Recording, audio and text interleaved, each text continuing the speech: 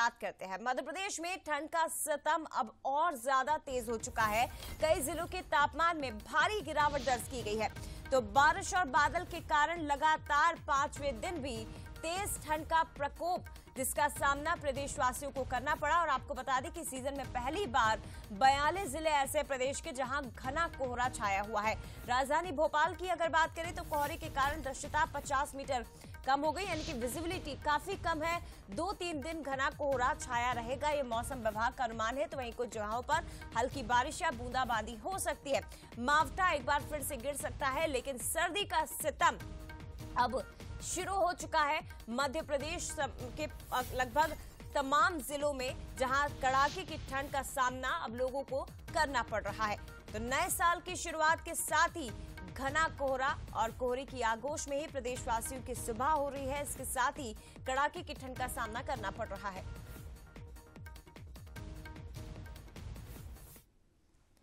और इसके साथ ही बात अगर छत्तीसगढ़ की करें तो यहां पर भी मौसम का मिजाज लगातार बदल रहा है। कई जगहों पर हल्की बारिश हो रही है। प्रदेश में नारायणपुर इस वक्त सबसे ठंडा इलाका बना हुआ है। सबसे कम तापमान 11.1 डिग्री सेल्सियस यहां पर दर्ज किया गया। पेंड्रा में सुबह बारिश भी शुरू हुई। घने कोहरे के कारण आपको जानकारी दे दें कि विजिबिलिटी काफी कम हुई है। तो मध्य प्रदेश की अपेक्षा छत्तीसगढ़ में हालांकि ठंड कम है, लेकिन फिर भी लोग अब यहां पर परेशान होने लगे हैं। हल्की बारिश की संभावना इन दोनों ही प्रदेशों में मौसम विभाग की ओर से जताई गई है। तो छत्तीसगढ़ में भी मौसम का मिजाज बदलेगा। हालांकि मध्य प्रदेश की अगर बात की जाए तो नए साल की शुरुआत 1 जनवरी से ही लगातार सर्दी अब और परेशान करने लगी है। तापमान में गिरावट का दौर चल रहा है।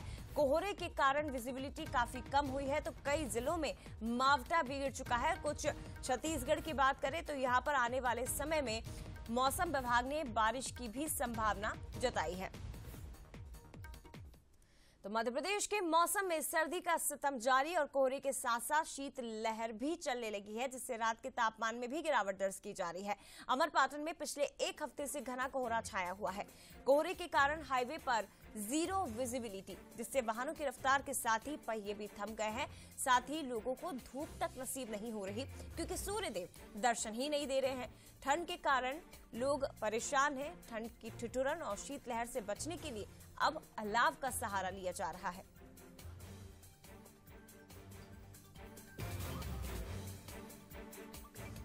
और चलिए मध्य प्रदेश छत्तीसगढ़ के अलग अलग जिलों में मौसम इस वक्त किस तरह का बना हुआ है, तस्वीरें भी आप तक पहुंचाएंगे। मेरे साथ इस वक्त ग्वालियर से उमेश हमारे साथ लाइव जुड़ गए और इसके साथ ही छत्तीसगढ़ रायपुर से टिकेश आपको तस्वीरों में नजर आ रहे हैं। सबसे पहले उमेश, मैं आपके पास ही आना चाहूंगी। ये कहा जाता है कि मध्य प्रदेश में बुंदेलखंड और इसके साथ ही ग्वालियर चंबल संभाग सबसे ज्यादा ठंड यहाँ पर पड़ती है और सबसे ज्यादा गर्मी भी इन्हीं संभागों में पड़ती है। लेकिन फिलहाल ग्वालियर चंबल में क्या कुछ स्थिति है? आपके पीछे जो थोड़ी बहुत तस्वीरें हमको नजर आ रही है, घना कोहरा इस वक्त पूरे ग्वालियर चंबल संभाग में। देखिए बिल्कुल जया, जिस तरह से कहा जाए कि जो हाड़ कपाने वाली सर्दी है वो अभी ग्वालियर में देखने को मिल रही है और लगातार तापमान में भी गिरावट वो दर्ज की जा रही है।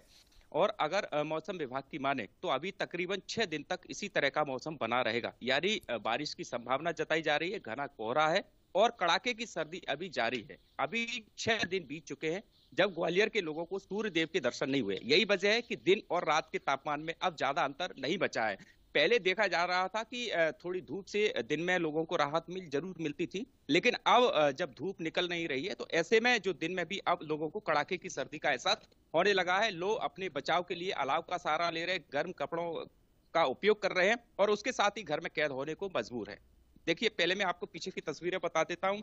ये जो घना कोहरा है वो अभी साफ तौर पर मौसम में देखने को मिल रहा है और इसके साथ ही पश्चिमी विक्षोभ है वो हरियाणा के ऊपर एक्टिव है और तकरीबन 6 दिन तक इसी तरह का मौसम बना रहेगा। और जो कोहरे की वजह से जो ट्रेन है वो काफी देरी से चल रही है। सुपर फास्ट ट्रेनों की बात की जाए तो तकरीबन 6 से 7 घंटे तक अभी जो ट्रेन है वो देरी से चल रही है, जिससे यात्रियों को खासी परेशानी का सामना करना पड़ रहा है। और जिस तरह से लगातार जो कड़ाके की सर्दी है उसकी वजह से जो स्कूलों का अवकाश है वो भी कर दिया गया है। नर्सरी से कक्षा 5 तक के जो स्कूल है उनकी छुट्टी कर दी गई है, क्योंकि छोटे बच्चे हैं और ऐसे में जो कड़ाके की सर्दी है उसको देखते हुए प्रशासन के द्वारा यह निर्णय लिया गया है।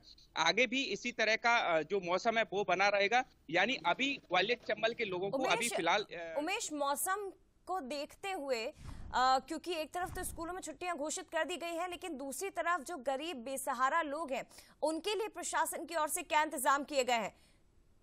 उनसे हम बात करने की कोशिश करते हैं। भैया किस तरह से सर्दी कैसे लग रही है?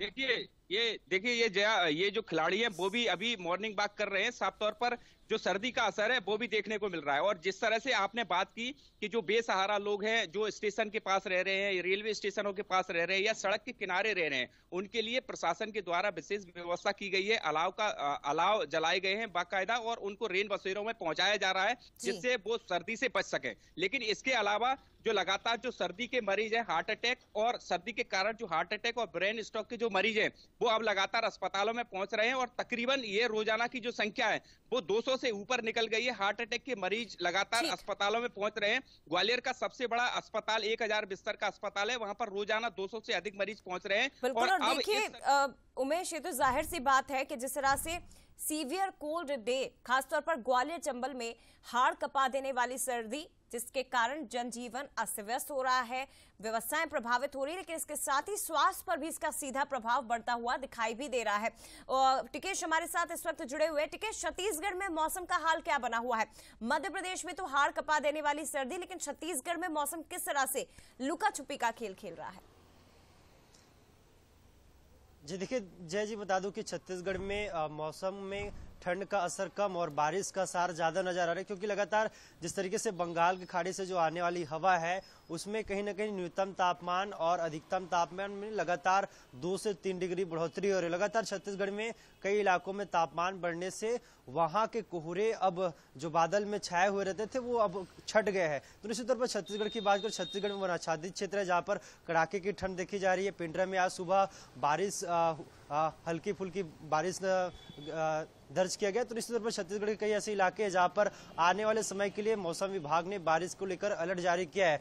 बात करें सरगुजा संभाग की, तो सरगुजा संभाग में मौसम विभाग ने अगले 2 से 3 दिनों में हल्की फुल्की बारिश की संभावना जताई गई है। साथ ही साथ आसपास के क्षेत्रों में भी मौसम विभाग ने बारिश को लेकर अंदेशा जाहिर किया है। तो ऐसे में ये कह सकते हैं कि सर्द वाली सितम आने वाले एक हफ्ते के दौरान छत्तीसगढ़ में देखने मिलेगी, जहां पर छत्तीसगढ़ के कई इलाकों में बारिश के कारण सर्द वाली जो मौसम है वो नजर आएगी। तो निश्चित रूप से छत्तीसगढ़ के कई ऐसे इलाके जहां पर मौसम में लगातार परिवर्तन होने से लोगों को तो राहत मिली है, लेकिन सबसे बड़ी बात है कि कोहरे अभी भी कई ऐसे इलाके हैं जहां पर बादल में छाए हुए जिसको लेकर के विजिबिलिटी कम नजर आ रही है। तो निश्चित रूप से लोगों को समस्याओं का सामना करना पड़ रहा है। जो लोग सुबह यात्रा करते थे उन्हें यात्रा करने में परेशानी हो रही है। रही बात छत्तीसगढ़ में अगले एक हफ्ते में मौसम विभाग ने शीतलहर चलने की भी संभावना जताई है। निश्चित तौर पर बात करें छत्तीसगढ़ के सबसे ठंडी इलाके की, तो बलरामपुर में यानी कि छत्तीसगढ़ में भी अभी जो लुका छुपी का खेल मौसम का चल रहा है, लेकिन आने वाले दिनों में यानी कि अगले एक हफ्ते के अंदर प्रदेश में भी सर्दी का सितम और ज्यादा बढ़ेगा। जो हाल मध्य प्रदेश में बना हुआ है उसी तरह की ठंड छत्तीसगढ़ में भी पड़ने की संभावना फिलहाल जताई जा रही है। शुक्रिया आपका टिकेश। इसके साथ ही उमेश, आपका भी बहुत धन्यवाद तमाम जानकारी के लिए। और